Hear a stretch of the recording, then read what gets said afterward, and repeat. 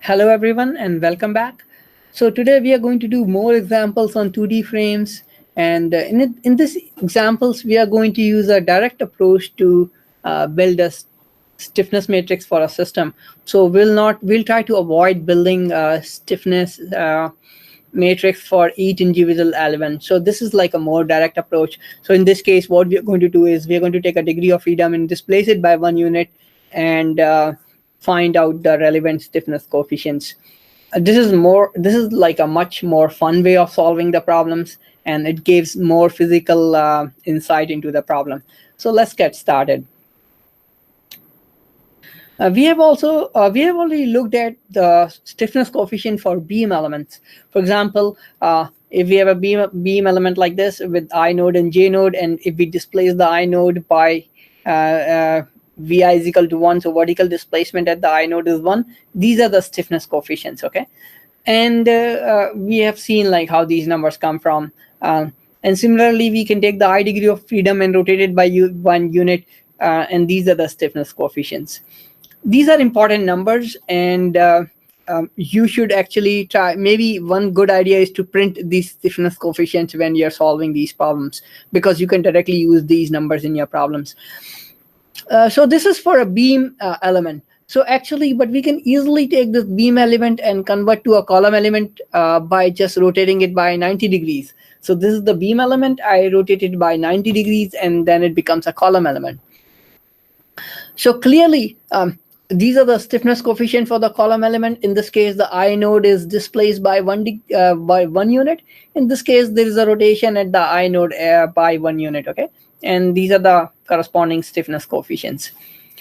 And so you can think about stiffness coefficient as the force required at a corresponding degree of freedom when there is a unit degree of freedom at a given node, and things like that. So these numbers we can now directly use in our problem. Okay, same thing we can do for the other 2 degrees of freedom in a beam.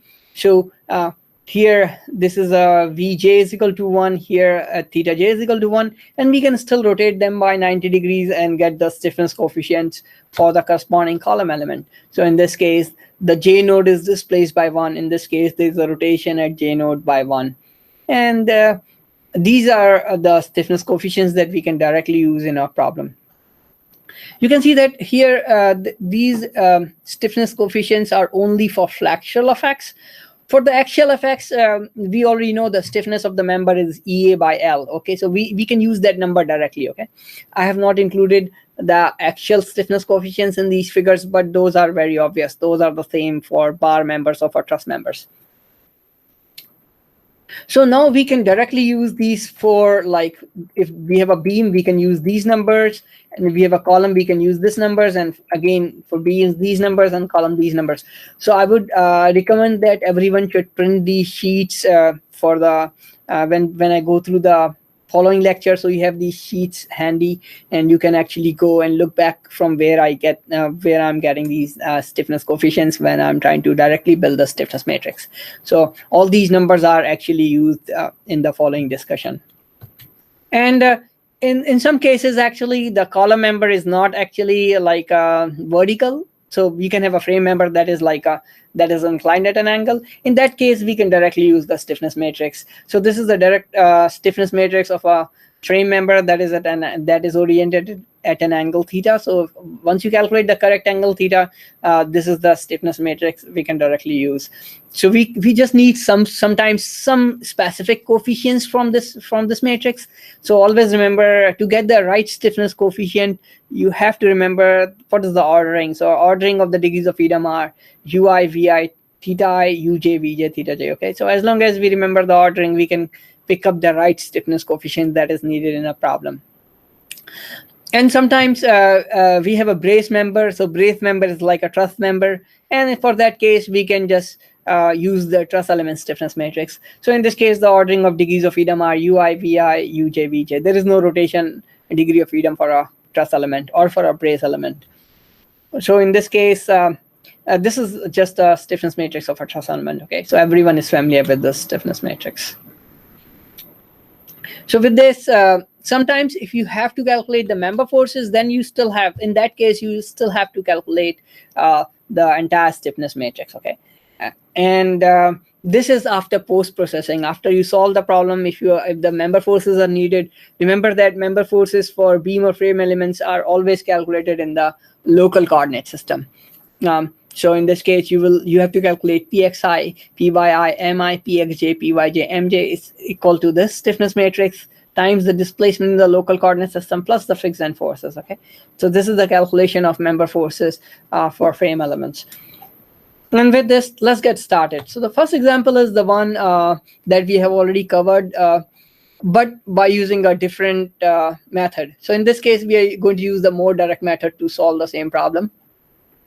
So in this case, we have a frame with two members, AB and CD, and we want to find the unknown displacements. And the problem dimensions and the member properties are given to us. So first important thing is always use a consistent unit system. And in this case, we are going to use the units of skips and inches. And the first step is actually to discretize the system and assign the degrees of freedom. So if you think carefully, there are 5 free degrees of freedom in this case. So if I go back, there are 3 free degrees of freedom at B and 2 free degrees of freedom at A. And this is my degree of freedom ordering. So 1, 2, 3, 4, and 5. Okay. I didn't label the other degrees of freedom because they are not important to solve the problem. So I just didn't label them. I could have labeled them, but it's not needed. And so second step is to set up the system. So at least this step is important because when we are setting up a system, we are thinking ahead, like what stiffness coefficients are needed to solve the problem. Okay, that's the reason you first want to set up the system, and then you think about, okay, these are the stiffness coefficients that are needed, and then we can figure out only those stiffness coefficients rather than finding this stiffness matrix for the entire system, because that's like that's a tedious process, especially when you're working with hand, like solving some problems by hand. And anyways, this also gives you a bit deeper insight, like how to think about these problems. So in this case, this is the entire system if we are solving for the most general case. But what is happening in this case, U sub S is 0 because there is no support displacements. And of course, POF is 0 because there is no distributed load or any kind of load that is acting within the member. Okay, only nodal loads are applied. So the last two terms are 0. So what we have to solve is just PF is equal to KFF UF. So PF is P1 to P5, and P1 is 5. So all the other loads are 0. And this is KFF times UF. And KFF is going to be a 5x5 stiffness matrix in this case. And we have to find all these stiffness coefficients to solve the system. And the idea here will be to find the stiffness matrix. We can take the first degree of freedom, displace it by 1 unit, and find the forces at the first 5 degrees of freedom. That will give us the first column, okay, of this stiffness matrix, and so on and so forth. For example, if you want to find the 4th column, we'll take the 4th degree of freedom and displace it by 1 unit and calculate all the forces at the degrees of freedom, and then we will end up with these numbers, okay? So we are directly using the definition of the stiffness coefficient. So for example, K23 means the force at the 2nd degree of freedom due to unit displacement at the 3rd degree of freedom. And in this case, we are assuming that all the other degrees of freedom are fixed to 0. So this is the idea we are going to use. So we will have to repeat this process 5 times because we have 5 columns. So let's go one by one and to see how can we get these stiffness coefficients directly. So this is what's going to happen if U1 is equal to 1. So U1 was the horizontal degree of freedom at B. So we are displacing this degree of freedom by 1 unit. So you can see that the way to think about is think about what elements are deforming. So in this case, the beam AB is deforming and column CB is also deforming. And then we can think about what are the forces that are generated in those members. So you can see that K11, so K11 is the force. To calculate K11, you have to add the contribution of both this beam and this column. This beam AB is actually undergoing only axial deformation, okay? Because this is just axial deformation for this AB member. So the force that is coming from AB is just EA by L, because the EA by L is the stiffness of this member. So this is the axial stiffness of this beam member AB. So this is the contribution to K11 for coming from this AB member, and then we have to add the contribution of this column CB, and that is nothing but 12 VI by L cube for BC member. Okay, and this number you can directly pick up from, let's say if I go back, so you can directly pick up from here. Okay, so you can see that this node, this is the column that we are looking at. This node is displacing by 1 unit, and this is the number we want to find. So this is 12 VI by L cube, but for that given member. So and in this way, that's the way we are going to use those stiffness coefficients. So this is directly coming from this column here, and we add these two contributions to find K11. Now we have to find K21. K21 is the axial force in this at this node, and clearly there is no axial force in beam AB, and similarly there is no axial force in column CB. Okay, so K21 is 0, and then we have to find K31. K31 is the moment. So K31, the moment that is coming from beam AB is 0, because beam AB is only going axial deformation, so there is no movement in that.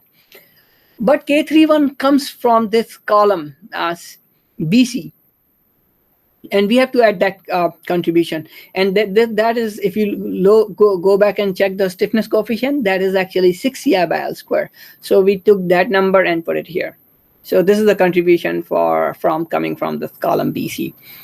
And let me show you quickly where it is. So this is 6 EI by L squared here, and we took this number. And that's how we're going to use these stiffness coefficients, okay? So it's important that you print these things when we move through this lecture. So let's go forward. And once we have K31, we can calculate K41. K41 is the force at this end here at A. Now you can think that to find K41, we are looking at the equilibrium of member AB only. So you can see that at B end, you have to apply a force of EA by L in the right direction. So K41 should be EA by L in the left direction. So it should be minus EA by L, okay? So K41 comes from the equilibrium of AB member. So we can directly write down this should be minus EA by L for member AB. And K51 is the rotation at A, a movement at A. But this member AB is only going under axial deformation. So there is no movement in this beam. So K51 is 0. So see, this also gives us a physical interpretation what's happening. So when we deform a structure, we are thinking about what kind of forces are generated in that structure. And then actually we are just combining those numbers together to find the stiffness coefficient.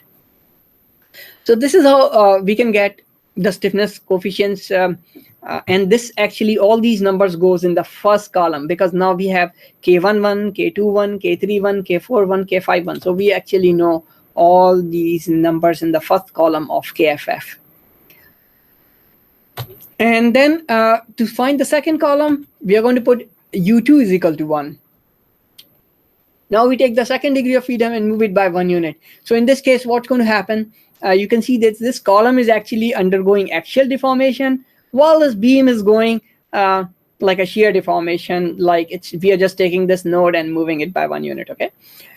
And we are always going to use the idea of this symmetry. So we know that K12 is equal to K21. So we really don't want to compute it again. And we start with K22. So in this case, K22 is the vertical force at this node here. And it comes from contribution of this column here is actually EA by L. So EA by L of BC plus 12 VI by L cube of AB. So in this case, this beam is contributing 12 VI by L cube. So this is coming from the beam and this is from the column.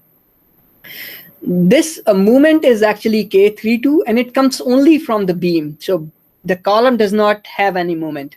So K32 only comes from the beam, and you can check the beam coefficient. This is the number. K42 is the axial force at A.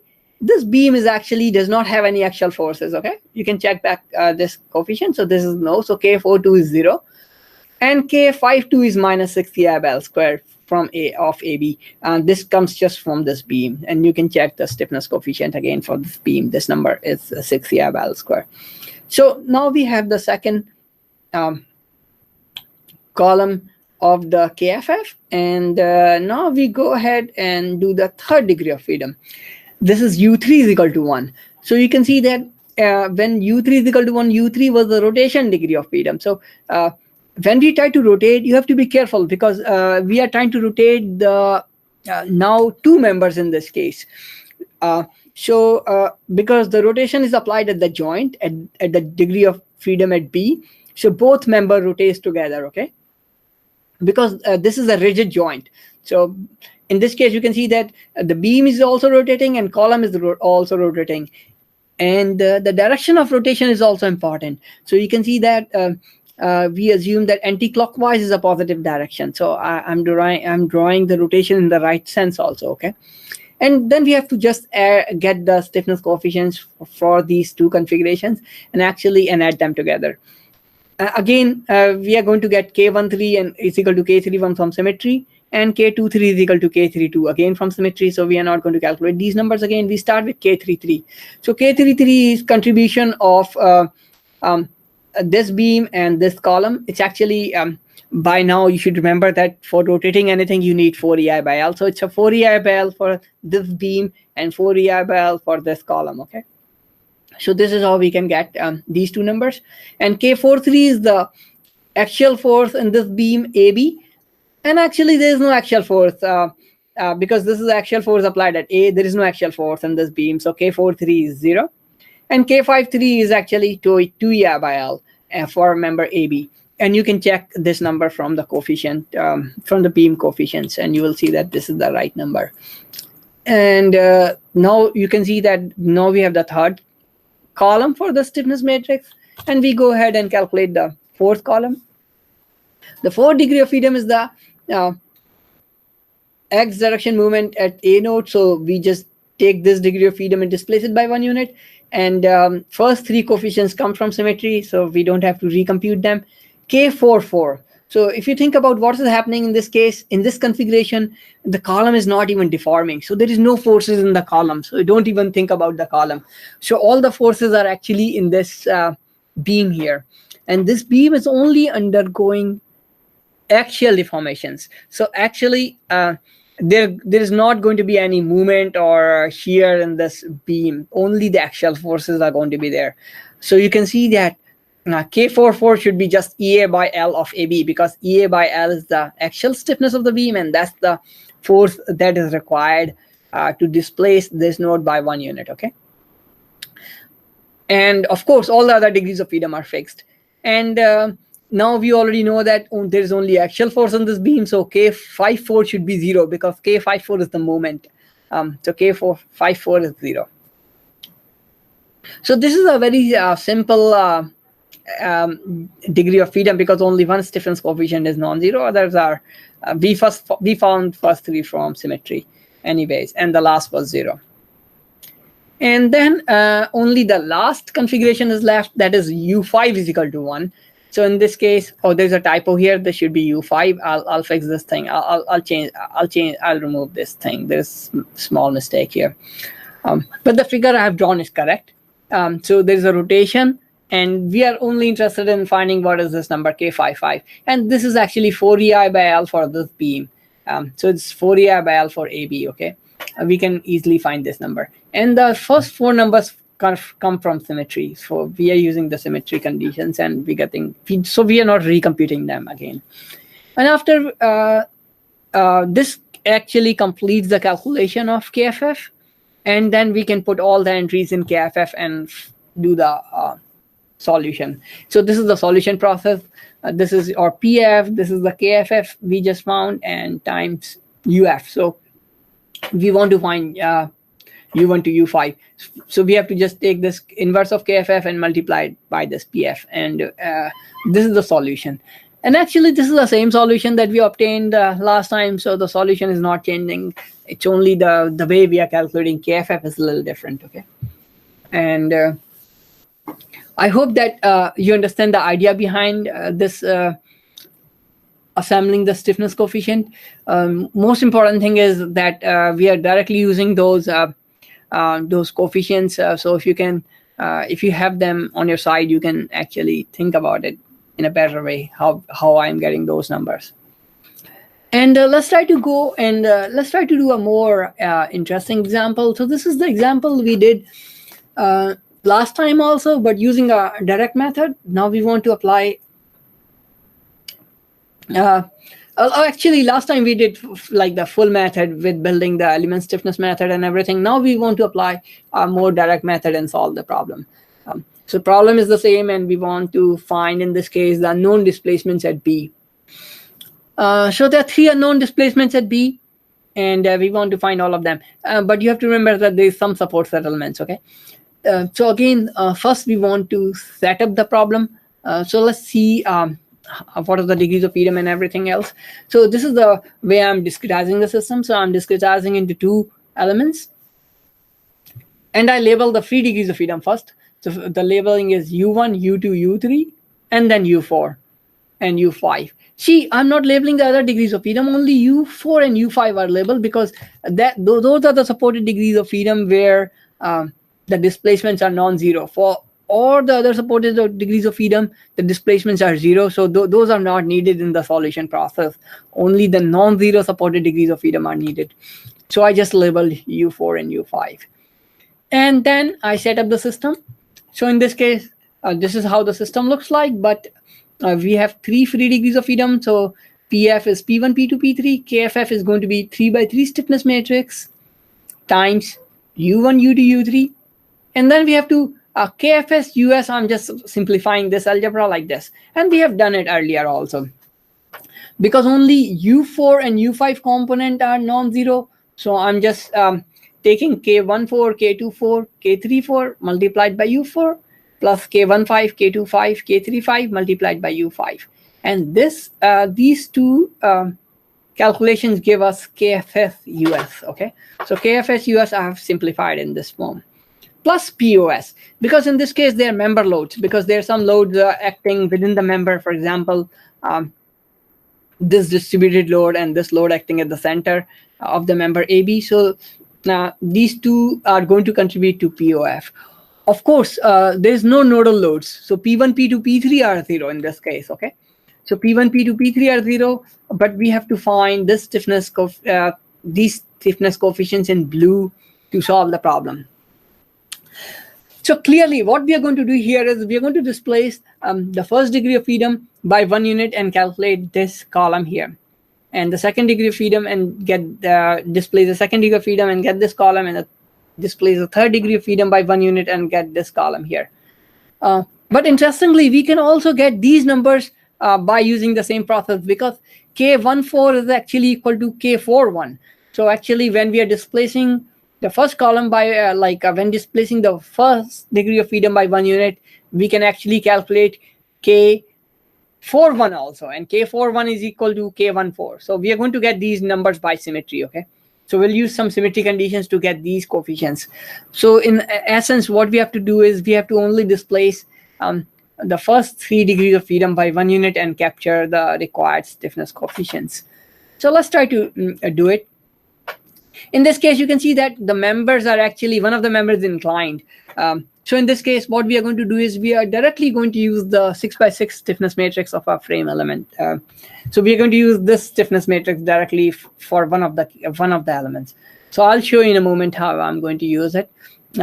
So let's say that we are interested in the first column. So we take the U1 degree of freedom and displace it by 1 unit. So you can see that in this case, what's happening when you take the first degree of freedom and displace it by 1 unit, the beam BC is actually only undergoing axial deformation. Okay, but for member AB, it's like Is deformation mode is like it's more complex. Okay, it's going both under axial and bending. So for member AB, we are going to get the stiffness coefficients for this member directly from this stiffness matrix. For this beam, we can actually directly write it down, the stiffness that is required. So let's say that, let's start with K11 in this case. So K11 is actually the axial force at B. So you can see that the contribution of member BC is actually just EA by L, because this is undergoing under axial deformation. So we just need the axial stiffness for beam BC. So it's EA by L, okay? And we want to find what is the contribution for member AB. So member AB, let me denote A node as I node and B node as J node. And then if you think carefully, so what is happening? The degrees of freedom at I is VI, UI, VI theta I, and at J node is actually UJ, VJ theta J.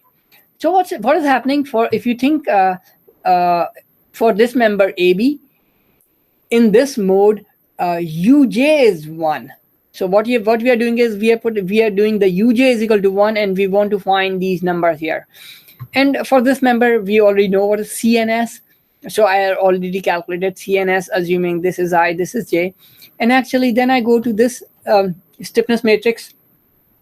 And we know what we are doing is UJ is equal to 1. So UJ is equal to 1. And I want this coefficient here. So this is a K44 coefficient. If you look in this stiffness matrix, we are picking up this K44 coefficient. And actually, that contributes towards K11 in this global system. So K44 is the number we want to pick from this matrix here. So this is the number I picked. And this is right here, okay? And so the contribution in the axial direction for K11 is this number that is coming from AB, and EA by L for BC. And you have to do the calculations carefully, because in this case, the length of the members are different and so on and so forth. So make sure that when you're doing the algebra, you calculate these numbers carefully. Let's see how to calculate the stiffness coefficients. Let's look at the K21. K21 is the vertical force here. You can see that this vertical force only comes from this member AB. It does not come from BC actually, because beam BC only has axial force. It does not have vertical force. Like, it does not have any force in the vertical direction. Okay, it has only force in the horizontal direction. That is axial compression, if you think. So to get the K21 is actually K54. So it's a VJ component. If I look at if I look at this stiffness matrix, I want to pick this coefficient because this force is in the VJ direction. Okay, so this is the number we are. This is K454. Okay, so K54 is the one I picked here, and this is this number. This directly goes to K21, and K31 is similarly is the movement here, and K31 is actually this number. So this is the number I want to pick from the stiffness coefficient. And I pick K64 entry from here because this is actually theta J actually. So I picked this coefficient. And then I also need K41, but to find K41, I'm actually finding K14. So K14 is equal to K41. And then I calculate K14 entry. So actually, I'm getting this number here. Okay. And this directly goes to K14 here. And finally, K15. So K15 is equal to K51. And this is the vertical force at C, because this only comes from this member, horizontal member BC. And this is only undergoing axial compression. So the vertical component at C is 0 because there is no vertical force at C, or there is no vertical force in this member BC here. So this is the way we can calculate all the required stiffness coefficients for this case. And you have to think a little bit about it, but if you give it a careful thought, you will see that these are the correct numbers. We can do the similar exercise for the second degree of freedom, that is U2 is equal to 1. So the first coefficients I'm getting from symmetry. For KT2, the contribution for this beam is actually BC is 12 VI by L cube. It comes from the beam coefficients. If you go and look back the beam coefficients, and the contribution for member AB is actually K55. So in this case, Vj is equal to 1. If you think carefully, I'm calling this as an I node, this is J node. So Vj is equal to 1. And to get this this coefficient, I have to go back and pick up the 55 entry. So because Vj is equal to 1, I have to pick up this number, okay? Similarly, this number will go to the moment. So K21 is actually, so K21 we already did. So K31 is the, okay, let me go back here. So this is the one we are looking at, yes. So we got K22. This was a contribution for member AB, and this is the contribution for this that is coming from this beam. And next, we want to find K32. K32, the contribution of member AB is actually, I picked up the last number here. So this is the one, because this is the rotation. This goes towards the moment, okay? So in this case, Vj is equal to 1 if you think, and this is the, we are looking at a theta j degree of freedom. So this is actually, this moment I'm picking. And, but it also have a, it also have a contribution that is coming from beam BC, and that contribution is 6 EI by L square. So we have to add these two moment contributions together. Again, we need K42, but instead of finding K42, we are finding K24 that is equal to K42.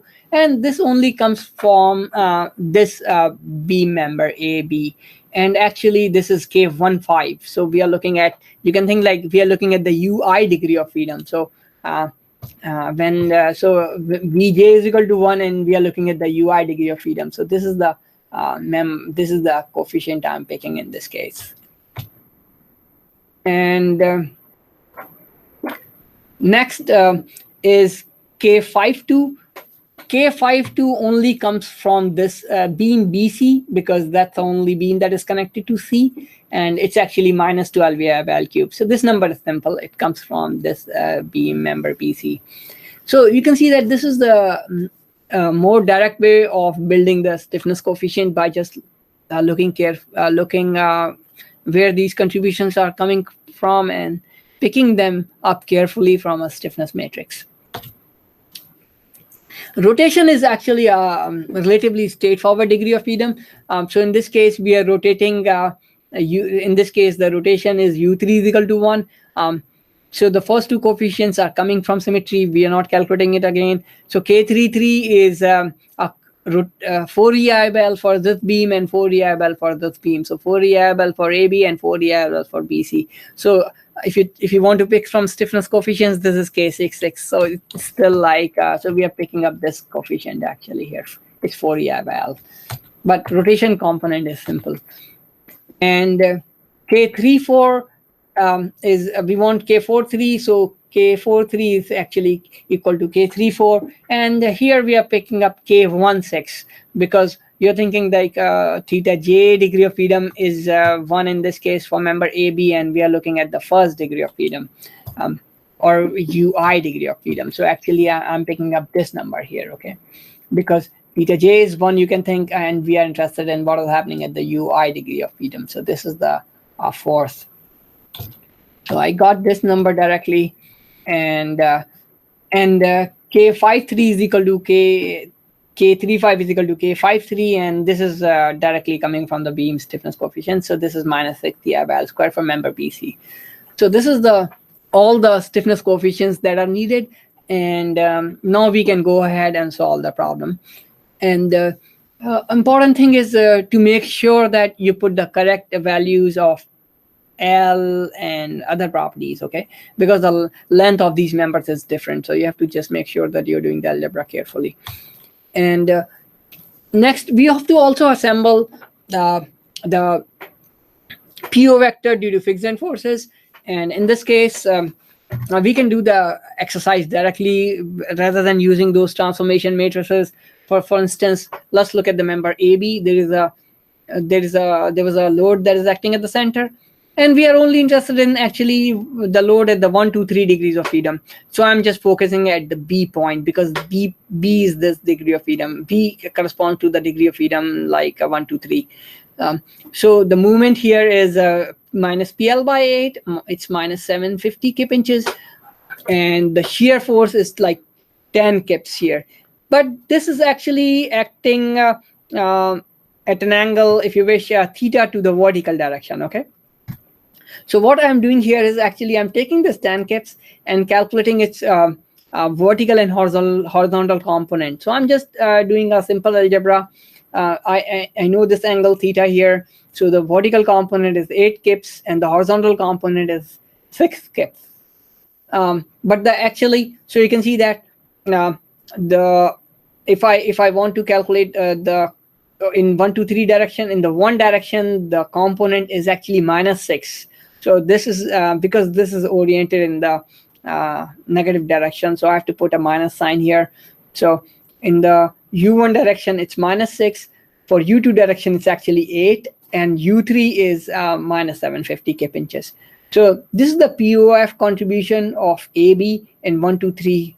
These are the 3 degrees of freedom in these 3 directions. And so we can get them directly, and just doing some component analysis. We don't have to do the whole transformation matrix. So this is a more straightforward way of thinking about like how to get these numbers. And then we have to also get the contribution of the other member. So in this case, this is the fixed and these are the fixed end forces for uniformly distributed load. Again, remember that these I am using the units kip inches, so I have to convert this 3 kip fit to kip inches units to get the numbers right.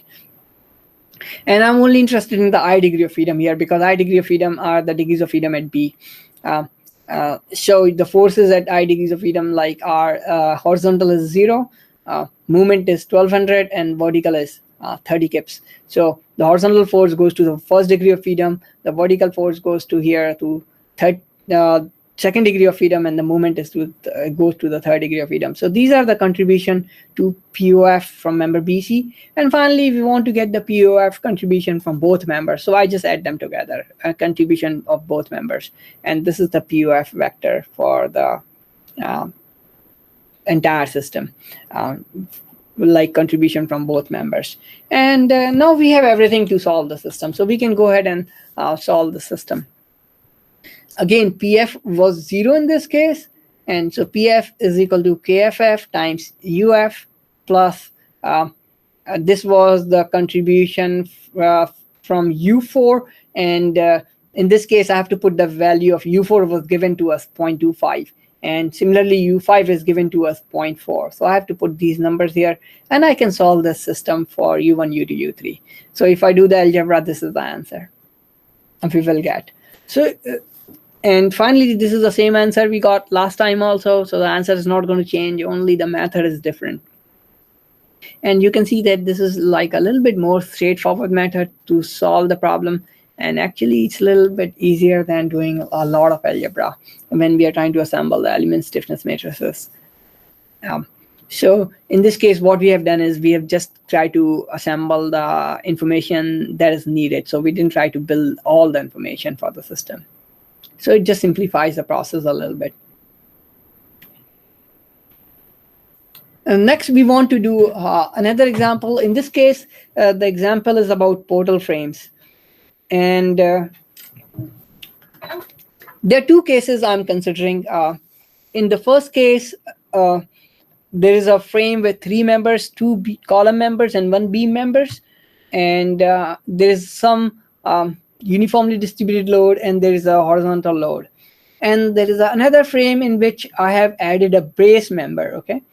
So always remember, a brace member is like a truss member. So this is like a truss member. And the way the brace member is attached, it is attached to the frame member through a hinge. The reason there is a hinge here is at the 2 ends. Because of the hinge, the movements cannot be transferred from frame to the to this brace. Only the you can think that so there is no movement transfer going on. Okay, so the brace can only go. This brace member can only go axial deformations. It cannot have bending in it. And we want to solve this problem. The properties are given here, and the area of the brace is also given to us. It's like 2.5 inch square. And we want to solve, we have solved this problem earlier also, but now we want to solve this problem using this direct method. And the units I'm going to use are kips and inches. So just be careful with the units because they are mixed here. So you have to convert these units, some of the units, into kips and inches. So let's get started. Again, first step is to discretize the system and assign the degrees of freedom. So you can see that I'm not assigning the degrees of freedom that are not needed. So in this case, there are only 6 free degrees of freedom. So they are like 1, 2, 3 at node B and 4, 5, 6 at node C.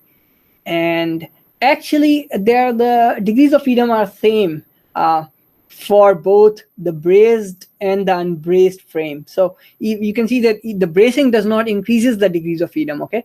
Because the degrees of freedom here are exactly the same as here. So there is no difference in the degrees of freedom at least. And so let's go ahead and try to see the set of the system. So in this case, what is happening? We have to, the US is 0, all the supported displacements are 0. So US is 0, so we don't need KFS, but POF is there, okay? So what we have to solve is system like this. PF is where PF is P1 to P6. So in this case, only P4 is non-zero because P4 is the nodal load acting in the X direction at, let's say, at node C here. So you can see that P4 corresponds to this 50. So P4 goes here to 50. And KFF is the 6x6 stiffness matrix that is needed times UF plus POF. So we have to get these numbers to solve the problem. Again, there are 6 degrees of freedom, so we have to actually take each degree of freedom displaced by 1 unit and get the corresponding forces or corresponding stiffness coefficients. So let's step one by one to see what happens. So this is the first degree of freedom at, so in this case, we take the first degree of freedom and displace it by 1 unit. So you can see that this beam is only going under axial deformation, while the column has like, so column has shear. So column coefficients you have to get from the column, and beam is, the contribution of beam is just EA by L. So K11, if I want to find K11, so K11 is a contribution of beam that is, you have to displace it by 1 unit and you need EA by L for that, and 12 EA by L cube for this column here, okay? So you have to look at the column coefficient. So we will see it's 12 EA by L cube. So this is our K11. K21 is the vertical force at node B. So you can see that the vertical force, there is no vertical force because column has no vertical force and the beam does not have any vertical force. So K21 is 0. K31 comes only from this column because the beam only has axial forces. So there is no movement in this beam. So K31 comes from the column, and if you check the column coefficients, that's 6 EA by L square. And K41 actually comes from the equilibrium of the beam. So K41 should be minus EA by L, because if you apply EA by L on this side, you need minus EA by L on this side to keep the beam under equilibrium. K51 is a vertical force. There is no vertical force in the beam, so this is 0. And K61 is also 0 because there is no movement in the beam. So the beam only has axial forces in this configuration. So you can see that these are fairly straightforward stiffness coefficients, and now we have the first column of the KFF. Let's look at the second degree of freedom, where U2 is equal to 1. So in this case, the condition has switched. So you can see that the column undergoes the axial deformation while the beam is like under shear. So K22, the contribution, I'm using the symmetry condition. So K12 comes from K2 is equal to K21. So I'm not calculating it again.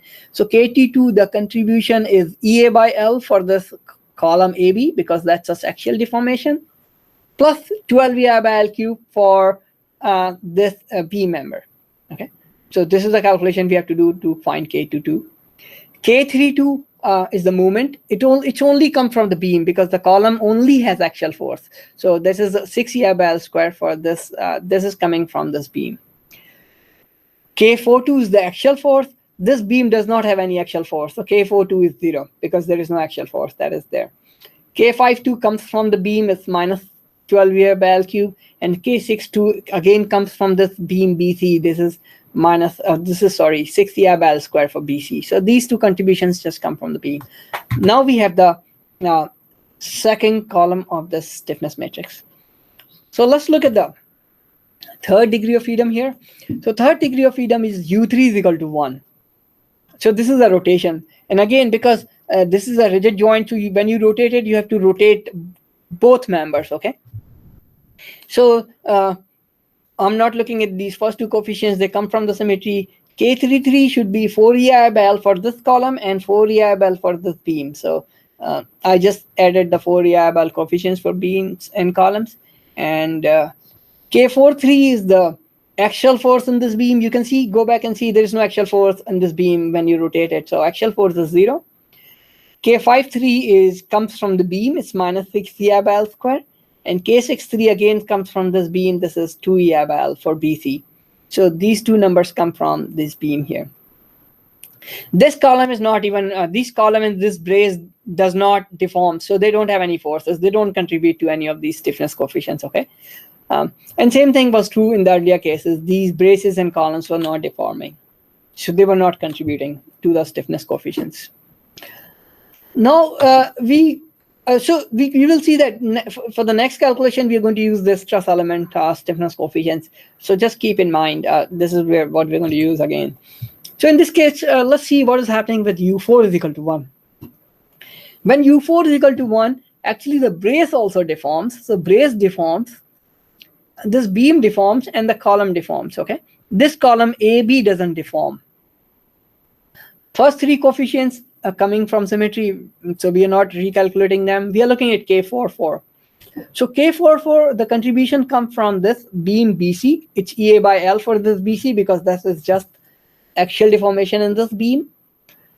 And then the contribution from this column is actually 12 EI by L cube for this column, CD. So you can go and check the column coefficients. This is the number. And then we have to add the contribution of the brace, this brace AC. To get the contribution of the brace, what I'm doing is I'm saying A is the I node and C is the J node. So you can think that what I'm doing is the degrees of freedom in this brace member are UI, VI, UJ, VJ. So you can see that I'm displacing UJ degree of freedom by 1 unit, okay? Because UJ corresponded to U4 for this member, for this brace member. I already know what are the CNS for this member. So if you think like a UJ is actually K33 because if I go back, UJ is equal to 1. So I'm looking at this K33. So I have to pick up AE by L C square. And that's the coefficient I picked up for the brace. See, I put the brace, the contribution of brace in blue because I'm trying to solve both the problems together. So if there is no brace present, we will just drop this blue term, okay? So if there is a brace member, you can keep the blue term, the terms in blue. If there is no brace, just drop these terms, and then we'll have a case without braces. For K54 is the vertical force here. The vertical force contribution from this beam and this column are 0, okay? So in this configuration, there is no vertical forces in beams and columns. The vertical force only comes from this brace here. So if this was the UJ degree of freedom, we are looking at VJ degree of freedom for the brace. So I get this K43 entry from this. So we are looking at this degree of freedom, okay? So you can think that UJ is equal to 1. We want to find the force in the VJ degree of freedom, that is CS times EA by L. So I got this entry, CS EA by L from here. And this is the number. And the contribution was 0 from the beam and this beam BC and this column C. So 0 is just, I'm just putting it a placeholder. K64 is the movement. And K64, there is no movement in the brace and there is no movement in this horizontal beam. The movement only comes from this column. And this contribution is actually 6 EI by L square for CD. Okay. And this is how we can calculate all these coefficients in this configuration. So finally, we have the fourth column of the stiffness matrix, that KFF matrix. And then let's look at the fifth column. So the fifth column, we take the fifth degree of freedom and displace it by 1 unit. So in this case, you can see that the column undergoes axial deformation, this beam undergoes shear deformation, and this brace also undergoes deformation. So we have to calculate the forces. Again, the first, actually, we don't have to worry about the first 4 coefficients. They come from symmetry. Let's look at the K55. So K55, the contribution of this column is EA by L. So EA by L of CD. Contribution of this beam is 12 EI by L cube. So it's 12 EI by L cube by BC. And then we have to get the contribution of this brace. Because I'm calling this as I node, this is J node. So I have to put a K44 entry from this. So I'm saying Vj is equal to 1 if you think in this way. So I'm just picking up EA by L of S square. So this is the entry I'm picking up here. So this is the contribution of brace. And then we want to find this K65. And K65 comes, there is no movement in the brace and there is no movement in this column. This only comes from this beam here. And this is minus 6 EI by L square for, actually, there's a typo here. This should be BC. So I'll fix this typo. So this should be BC here, okay?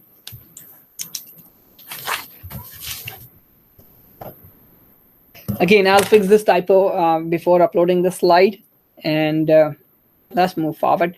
After this, we can do the last degree of freedom. So last degree of freedom is the rotation. So now, interestingly, when you're trying to rotate, you will not rotate this brace here, because the brace is connected with this pin. So pin is what is pin? This pin is trying to do is, so when you rotate this connection, there's no rotation in the brace. Okay, so brace remains straight, and that is the meaning of the brace member. So brace member is actually does not go under any rotation, and only these two, the column member and the beam member here gets rotated. And the K6, then we want to find K66. All the first previous entries comes from symmetry. And K66 is 4 EI by L for BC and 4 EI by L for CD. So we can get the two contributions. And these are the two contributions in these two cases. And finally, now we have all the numbers that are needed. So we can build up a KFF matrix. So this is the KFF matrix. And I've again shown the contribution of brace in blue. So if you want to remove the brace, you can just remove these terms in blue and you will get the stiffness matrix for a unbraced frame, or just a movement frame without a brace. And finally, I use this to do the calculations. And before doing that, we also have to find what is POF. And in this case, POF comes from the uniformly distributed load on this beam BC. So these are the fixed end forces. And I just label them correctly. So x direction force here was 1 degree of freedom. This is 2. This is 3. This is the axial here at the j degree of freedom is 4. Vertical force is 5, and the moment is 6. And I put them in the right order. So this is the POF. And once we have all this information, we can put together and solve the system. So this is the solution for the case A of the portal frame without a brace. And we get exactly the same solutions that we get the last time. So the solution is not going to change. Only the method we have tried to got to this step has changed. And finally, this is the solution for the base frame. Okay. Again, the solution is exactly the same we got last time. So there is nothing new here. And so now at least you got the idea how to think about like the braces. And with this, you can actually solve more interesting problems directly without like going and building the stiffness matrices of individual pieces.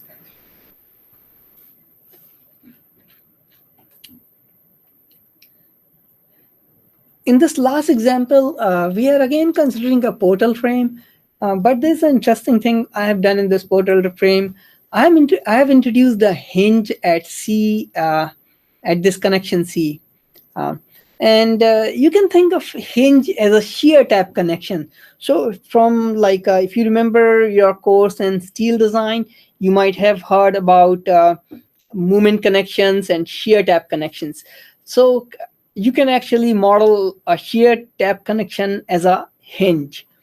And the movement connection is a fully rigid connection, that is like a connection at B. And the idea here is, if you think of the connection itself, if you connect both the beam web and the beam flange to the column, then actually you are able to transfer all the movements from the beam to the column, and then it becomes a fully rigid connection, like we consider at B here. And in the other case, you are only connecting just, let's say, the flange of the beam. You're not connecting, you're only connecting the web of the beam to the column. In that case, what's going to happen? You're not able to transmit all the movements from beam to the column. In that case, we model sometimes those kind of connection as like semi-rigid connection, but we are not considering semi-rigid connection in our class. So another way to model that connection is to introduce like a hinge. And actually, because of the hinge, the movement cannot get transferred from the beam to the column. And actually, hinge also break the continuity of the rotations. And that's the idea that we are going to use it in this example. And we have already considered these kind of internal hinges in beams. So the idea is very simple and straightforward, and it's exactly the same as we have done for the beams. And so let's get started with this example. So in this example, the properties are given to us, and what we want to do is we want to find the unknown displacements at B and C for this unbraced portal frame. And again, in this problem, I'm going to use the units of kips and inches. So if I move forward, the first step is actually to figure out what are the displacements, degrees of freedom in this case. So you can see that if there was no hinge, then we will have 6 unknown displacements. That will be U1, U2, U3, U4, U5, U6, okay? And if we introduce a hinge, then we have to introduce additional rotational degree of freedom, because you can think like at this hinge at C, the right side and left side can rotate independently because of the hinge. And because of this, the degrees of freedom have increased. So you can see that at B, the degrees of freedom are U1, U2, and U3. There's only one rotation degree of freedom at B, because B is a rigid connection. And at C, then we have U4, U5, and U6 and U7. And because of the hinge, then we have to put 2 additional degrees of freedom, like 1 additional degree of freedom. So then there are 2 rotations, 1 at each side of the hinge. And then we can go ahead and solve the problem in the usual way. So first, we want to set up the global system that is to be solved. So if you think the entire system, this is like PF is equal to KFF-UF plus KFS-US plus POF. So in this case, US is 0. So we don't really need KFS term. But POF is still there, so we still need POF. So the system that we have to solve is PF is equal to KFF-UF plus POF. Of course, PF is P1 through P7, and in this case, P4 is 5. So only one of the nodal loads are non-zero, that is 5. So if I go back, you can see that the horizontal force at C is 5. And this corresponds to degree of freedom U4. So P4 is 5. All the other nodal forces are 0. And we still have to find this POF. So, and of course, we need this KFF, that is a 7x7 stiffness matrix. And the idea will be the same. We will displace the first degree of freedom by 1 unit, and so on and so forth, and find all these columns of the stiffness matrix. So let's get started. So for U1 is equal to 1, this is the same calculation that we have done for the unbraced, like the unbraced frame without the hinge here, because there is no difference between the case. So this degree of freedom behaves exactly in the same way that we have seen previously, and the entries are the same number. So nothing changes in this case. And so I will not go through this degree of freedom because we have already covered this. And for U2 is equal to 1, there is a little difference here. So you can see that the first entry comes from by symmetry, so let's not compute it again. And KT2 comes from the contribution of this column AB and beam BC. So it's EA by L for column AB plus 12 EI by L cube for beam BC. Actually, K22 and K32 are the similar entries, so they're not changing. Actually, K52 is also not changing. But the difference here is K62 is actually now non-zero, okay? And it comes from this beam BC. So K62 is 6 EI by L square for member BC. And K72 is 0 because K72 actually comes from the column. Column is not deforming, only the beam BC is deforming. So 6.2 that comes from the beam is 6 EI by L square for BC, and K72 is going to be 0. U3 is equal to 1. The only difference is now K63 is actually 2 EI by L for member BC, and K73 that comes from this column is 0. All the other stiffness coefficients are calculated in the same way as we have seen earlier. So there's no other difference here. For U4 is equal to 1, the only difference is now K64 actually is coming from this beam BC, but the beam is only axial deformation in this case. So there is no flexure in the beam. So K64 is actually 0. And K74 is coming from this column here. And if you check the entry for the stiffness coefficient for the column in this mode, you will find that K74 is 6 EI by L square for member CD. So this is how we can get K74. The rest of the entries are similar to the previous example. And for U5 is equal to 1, again, K75, that is the movement in the column, that is 0 because the column is actually only undergoing axial deformation. And K65 is actually coming from the movement in the beam. So beam is actually under flexure. So K65 is actually minus 6 EI by L square for member BC. These are the only two changes in this case. The other stiffness coefficients follow the same calculation as we have done earlier. So this is the important difference to remember. And U6 is equal to 1 is an interesting degree of freedom because this was the new degree of freedom that we have introduced.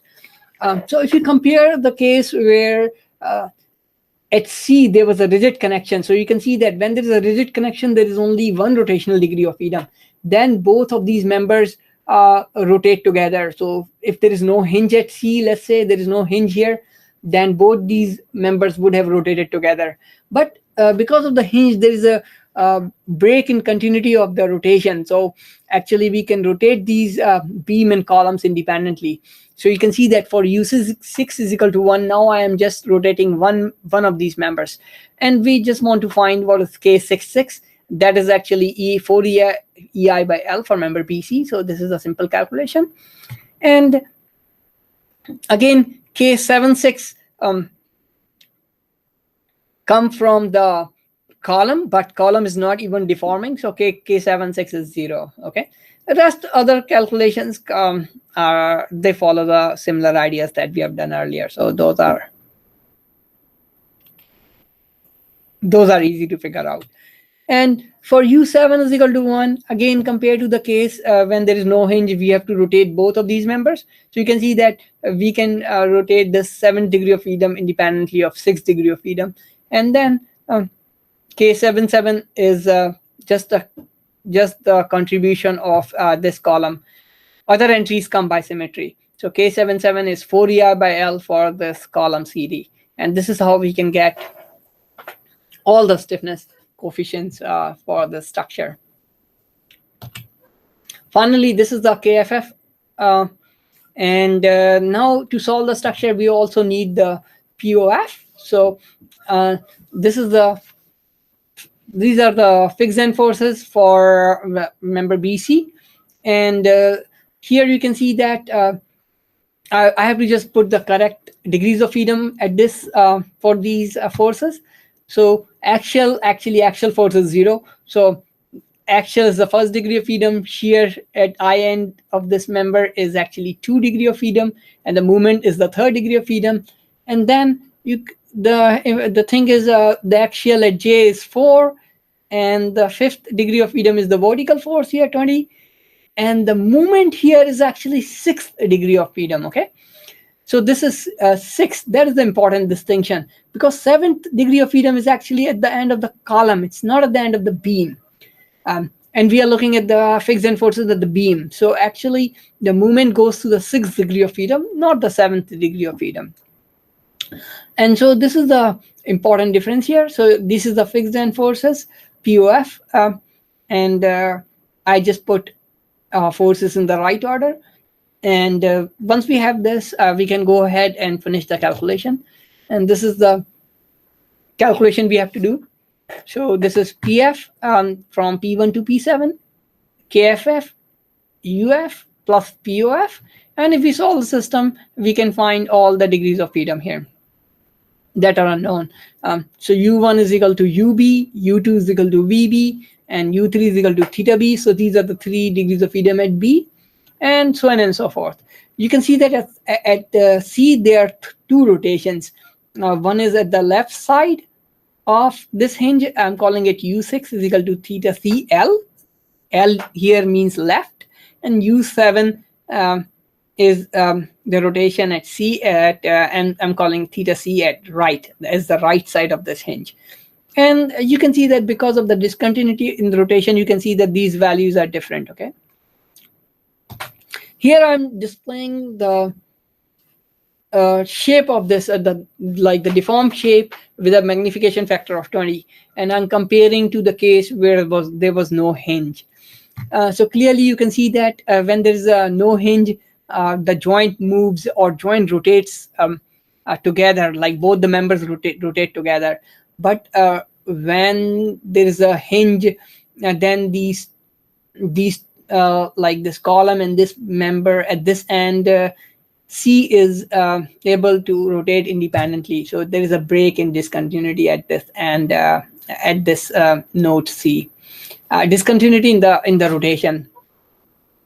And also you can one important thing to observe is that because of this hinge introduced in this problem, the lateral stiffness of the frame has decreased. So you can see that the lateral displacement of the frame has increased, and you can see this number also. It's like 5.24. So this is much higher than the number we saw the last time without the hinge. So when you introduce the hinge, we can see that the lateral stiffness of the frame is reducing, and this is expected because hinge actually makes the frame a little bit less stiffer.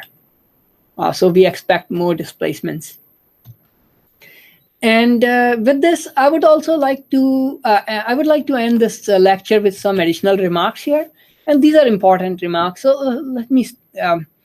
let me go over them. So what we have considered right now was this frame here, where there was one hinge, and these were the degrees of freedom we have introduced. So they were like U1, U2, U3, and then 2 rotational degrees of freedom, and then U4, U5, U6, U7. So these are the U1 to U7, 7 free degrees of freedom. Now think about what will happen if there are 2 hinges at both ends. So you can think that there's a shear type connection at both ends. Okay. And so you can see that there will be 2 rotations at B and 2 rotations at C. So the way to do is will be U1, U2. So these are what horizontal, vertical, and U3, U4. And there are 2 rotations at B, 1 at each side. And then there will be 2 rotations at C also, U7, U8, and U5 and U6 are the horizontal and vertical degree of freedom at C. So you can see that in this case, there will be in total 8 degrees of freedom. And we can solve this problem also by using 8 degrees of freedom. And I also want to compare this case where we have the brace frame. For example, when we have the brace frame, you can see that we only consider the degrees of freedom at B and C that were U1, U2, U3, U4, U5, and U6. So there were only 6 free degree of freedom in this case. You can see that in the bracing, we were not considering any rotations. Okay, so the rotation degrees of freedom does not exist for brace member, and the reason is that because for on braces we never applied any loads. So you can think like any loads means any member forces. So we are not applying any uniformly distributed load on these brace members, or we are not applying any point load on these brace members. So the brace members, because they're only connected with the frame with this hinges, they only undergo axial deformation. They never undergo flexural deformations. Okay, and so you can think that the rotational degree of freedom at the end are like here and here, they remain zero. So the rotations for this brace is zero, so we don't have to calculate them actually, so they're always zero. So brace member in effect is like a truss member. So there is no rotational degrees of freedom for these brace member because they are just truss members. And if we so we can take this frame here with brace member and introduce two hinges at B and C. Again, in this case, the degrees of freedom will be U1, U2, U3, U4. So there are two rotational degrees of freedom at B and two rotational degrees of freedom at C. And then there are in total 8 degrees of freedom. So you can see that there's a distinction between the brace member here and the beam member BC. And the distinction is that on the beam member BC, we are actually applying some kind of member loads. And because of this member loads, the rotation U4 and U7 are going to be non-zero. Okay, so these there will be some non-zero values for U4 and U7 because there is some member loads acting on this beam. And that is the difference between a beam member and a brace member. So we are not applying any like a uniformly distributed load or a point load on this brace member. And so we don't really have to introduce degrees of freedom, additional rotational degrees of freedom for brace member because they're going to be zero anyways. And this is an important distinction I want you to understand. And so by definition on a brace member, we will never apply any member loads, and the brace member will be modeled as a truss member. But if there's a beam member and if you have hinges, and then you will have to introduce some rotational degrees of freedom because the beam member in general can have like a uniformly distributed load acting on them, or any kind of other member loads. Okay, and with this remark, I would like to end this lecture. And if you have any questions or concerns, or if you want further clarification, feel free to email me or try to tell me, like, if you have any confusions. I will try to explain you in a better way.